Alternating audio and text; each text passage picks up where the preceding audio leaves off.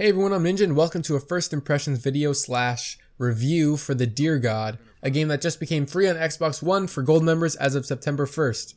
So far I put almost 4 hours into this game and my progress has been 54% as of just like 5 minutes ago. I've got a lot of good things to say about this game as well as some minor complaints.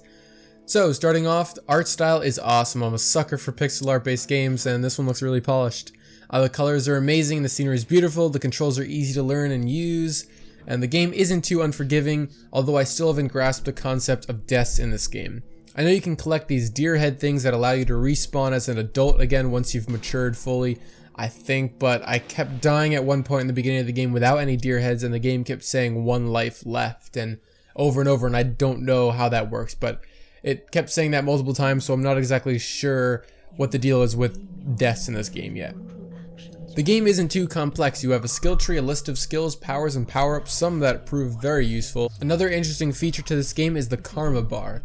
There is one for the dark and the light side. Killing evil enemies will grant you more light karma, and the opposite goes for friendly enemies. It doesn't take an extremely long time to fill up one of your karma bars, so it's not too bad of a grind to get those achievements. So far the game feels like it has a lot to tell me, but it actually hasn't told me yet. I've gotten tidbits of story along the way, but most of my encounters have been smaller, lesser ones that don't seem to impact the story much. The complaints I have about this game is that there's a lot of things, including the objective, that don't seem to be clear. After almost 4 hours of playing, I ended up traveling over 60,000 meters and I'm still unclear what I'm searching for. I know I have to find the rest of the elder deer. I think I've gotten more abilities, but the entire time traveling I've only found 4 elder deer. I think there's 10 or something, and one of the elder deers didn't even give me ability. They gave me a task but no direction or info, so I didn't know how to get the ability, so I just haven't gotten there yet. I don't know if I missed it or I still have to travel farther to get it, so that's a little unclear, and I really don't like that. Another thing that I found was the scenery can get a little repetitive. The game does a great job of changing it up, combining different landscape features to make it feel different,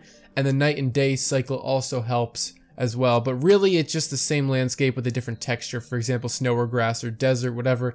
It still looks really nice though. There's a large variety of different animals also, which I really liked as well. I did run into a few glitches throughout the game. For example, I was stuck in a pool of water between the rock wall and a rock pillar, and I couldn't get enough height to jump out because I didn't mature enough. I wasn't a big enough deer to get that extra height and that extra speed. So I just walked to the left through the rock wall and it kind of glitched me out until I was inside the map.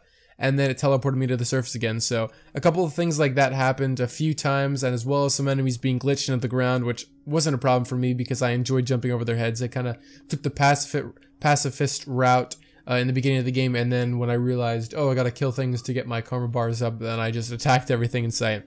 Again, not everything is explained, and there are a lot of things in the world that seem useful or important, like these totems and these pillars and these random houses that are all empty apparently, but I can't use them or do anything with them, so I just move along and wonder if I missed something important. So if you're here for achievements though, you can pick up some easy gamer score in this game in the first hour or two if you really tried. Some achievements include traveling 50,000 meters, which does take a little longer than you'd expect, probably around 3 hours it does if you're just running straight the whole time.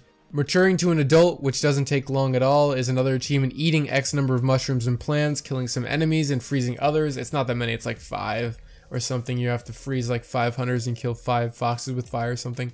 Taking a train to a turtle ride, raising some babies. Those are all achievements and they're really easy. From my 3 hours of playing, I've gotten 10 achievements already.